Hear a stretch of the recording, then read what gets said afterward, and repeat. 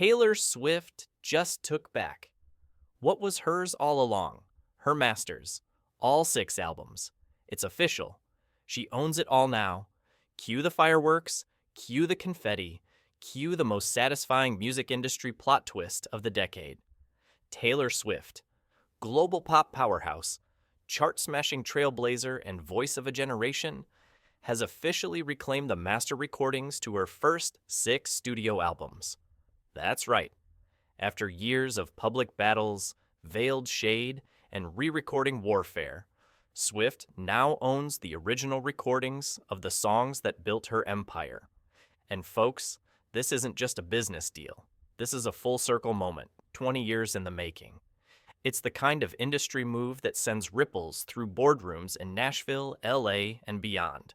Swift made the historic announcement on May 30th, 2025, in a heartfelt letter to fans.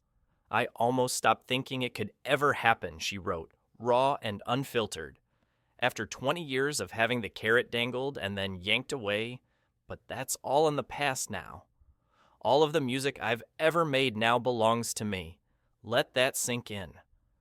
From you belong with me to you belong to me." Finally, let's rewind to 2019, the start of what would become Swift's fiercest crusade. Her original label, Big Machine, sold the master recordings of her early discography to none other than Scooter Braun, the music mogul and former manager of Kanye West.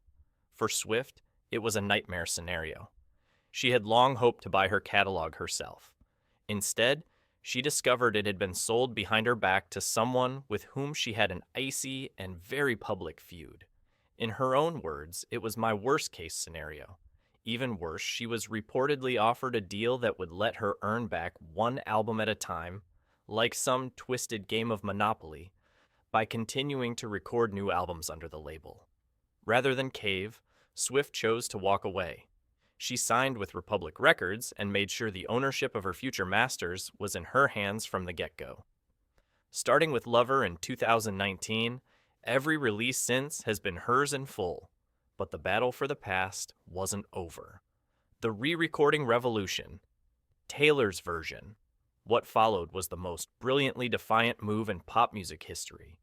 The re-recordings. Swift launched the Taylor's version campaign, a full-blown reclamation project aimed at rendering the old masters essentially obsolete. And it worked. Spectacularly. Between 2021 and 2023, she dropped new versions of Fearless, Red, Speak Now, and 1989, complete with From the Vault tracks. Never before heard gems from the original recording sessions. These weren't just vanity projects. They shattered records. In the UK, 1989 raked in double the streams and sales in its first week than the original did a decade prior. Fans showed up in force, and Hollywood did too. Swift's re-recorded tracks were licensed in major film and TV placements, including The Handmaid's Tale, which featured the hauntingly fierce "Look What You Made Me Do." It was a masterclass in brand power, musical brilliance, and business savvy. But even as she dominated charts with her reimagined work, one question lingered.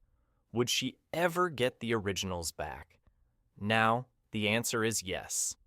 The deal of the decade. Swift buys back her legacy. Swift revealed that she bought back her masters, along with the music videos, concert films, photos, and even unreleased tracks, directly from Shamrock Capital, the investment firm that had acquired them from Braun in 2020 for a reported $300 million. The rumored price Swift paid? Whispers of $600 million to $1 billion have floated around for years, but sources close to the deal say those numbers are far off. Still, the emotional value? Absolutely priceless. In her letter, Swift gushed about the respect and fairness Shamrock showed her, writing, "This was a business deal to them, but I really felt like they saw it for what it was to me. My memories and my sweat and my handwriting and my decades of dreams.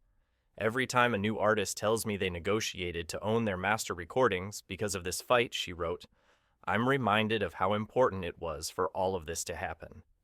Taylor Swift has long been more than just a singer-songwriter. She's a movement, a voice, a force. And now, with her legacy firmly in her own hands, she's cemented her place not just in pop culture history, but in the annals of business brilliance. As she put it best, "You'll never know how much it means to me that you cared. Every single bit of it counted, and it ended us up here."